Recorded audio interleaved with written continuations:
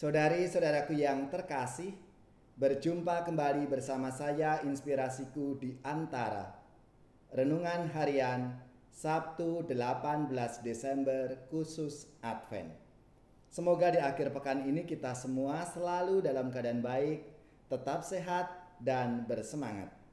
Marilah kita mengawali renungan kita dengan tanda kemenangan Kristus. Dalam nama Bapa dan Putra dan Roh Kudus. Amin. Allah Bapa sumber pembaharuan, Engkau telah memperbarui dunia dengan menumbuhkan benih kejujuran. Ialah Yesus Kristus, sabda kebijaksanaan-Mu. Bukalah hati kami agar dapat menjadi pembawa berkat bagi sesama. Dengan pengantaraan Yesus Kristus Putra-Mu Tuhan kami, yang bersama dengan Dikau dalam persatuan Roh Kudus, hidup dan berkuasa Allah sepanjang segala masa. Amin. Dalam nama Bapa dan Putra dan Roh Kudus. Amin. Inspirasi kita hari ini dari Injil Suci menurut Matius bab 1 ayat 18 sampai 24. Marilah kita baca bersama dan kita renungkan. Kelahiran Yesus Kristus adalah sebagai berikut. Pada waktu Maria ibu Yesus bertunangan dengan Yusuf, ternyata Maria mengandung dari Roh Kudus sebelum mereka hidup sebagai suami istri. Karena Yusuf suaminya seorang yang tulus hati dan tidak mau mencemarkan nama istrinya di muka umum, ia bermaksud menceraikannya dengan diam-diam. Tetapi ketika Yusuf mempertimbangkan maksud itu, malaikat Tuhan tampak kepadanya dalam mimpi dan berkata, "Yusuf anak Daud, janganlah engkau takut mengambil Maria sebagai istrimu, sebab anak yang di dalam kandungannya adalah dari Roh Kudus. Maria akan melahirkan anak laki-laki, dan engkau akan menamai dia Yesus, karena dialah yang akan menyelamatkan umatnya dari dosa mereka." Hal itu terjadi supaya genaplah firman Tuhan yang disampaikan oleh Nabi. Sesungguhnya anak darah itu akan mengandung dan akan melahirkan seorang anak laki-laki, dan mereka akan menamai dia Immanuel, yang berarti Allah menyertai kita. Sesudah bangun dari tidurnya, Yusuf berbuat seperti yang diperintahkan malaikat Tuhan itu kepadanya. Ia mengambil Maria sebagai istrinya. Demikianlah sabda Tuhan. Terpujilah Kristus. Saudari-saudaraku yang terkasih, kalau zaman sekarang ini komentar lalu ngomong sana sini mendapatkan banyak tempat. Dan jika kita membaca berita online atau menonton video di YouTube misalnya, akan mudah menemukan komentar-komentar di bawah tayangan itu. Banyak komentar yang lucu, tetapi juga banyak komentar yang kasar. Dan terkadang saling mengejek dan membuli. Dalam kehidupan sehari-hari pun kita sangat biasa mendapati forum diskusi yang justru mengajak kita saling berkomentar. Dalam kehidupan berkeluarga pun kita akan sangat mudah dikomentari oleh anak orang tua kita.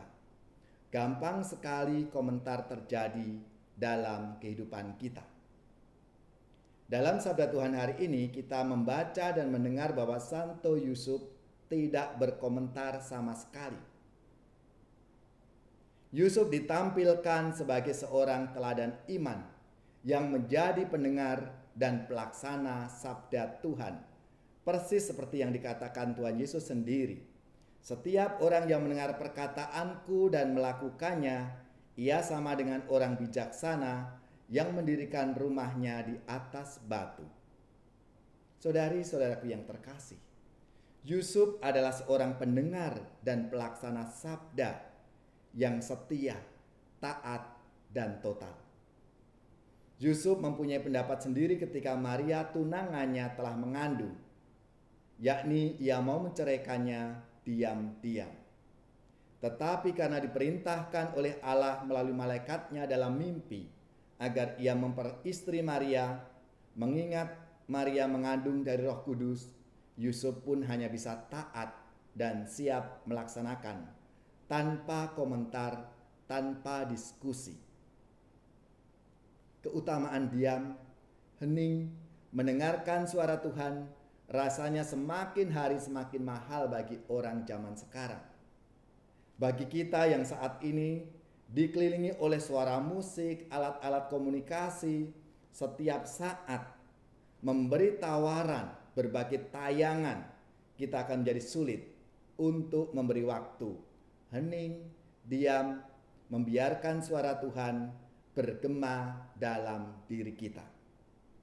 Dulu keheningan itu terjadi di waktu malam, tetapi sekarang sudah ada listrik, ada radio, televisi, dan alat-alat komunikasi lainnya dengan berbagai tayangan bahkan full 24 jam.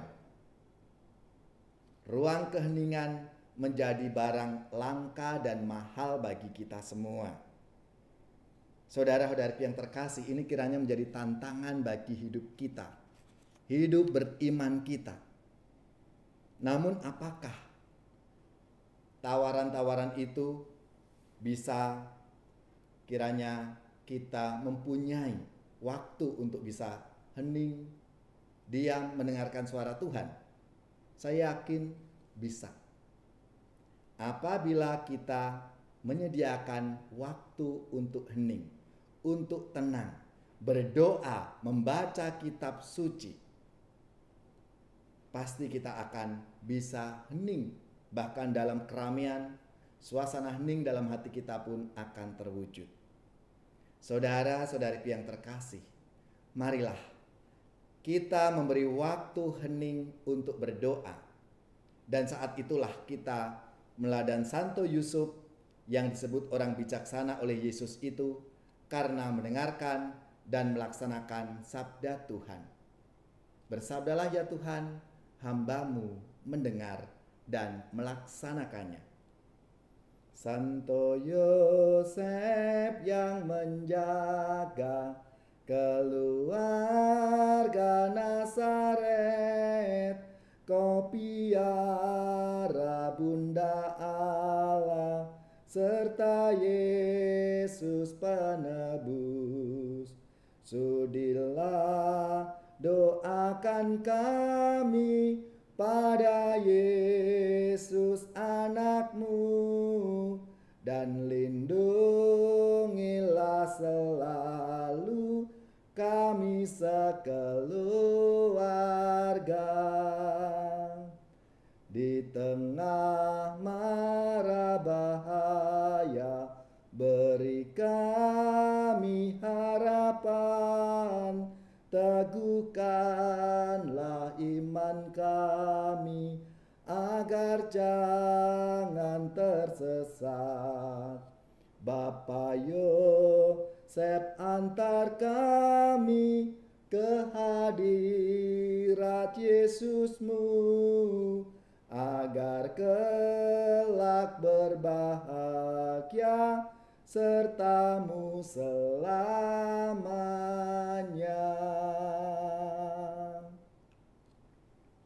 Semoga saudari-saudara sekalian, keluarga-keluarga, komunitas kita, orang-orang yang kita doakan, mereka yang sakit, yang menderita, seluruh tugas, belajar, pekerjaan, usaha serta karya pelayanan kita dibimbing, dilindungi dan diberkati oleh Allah yang Maha Kuasa, Bapa dan Putra dan Roh Kudus.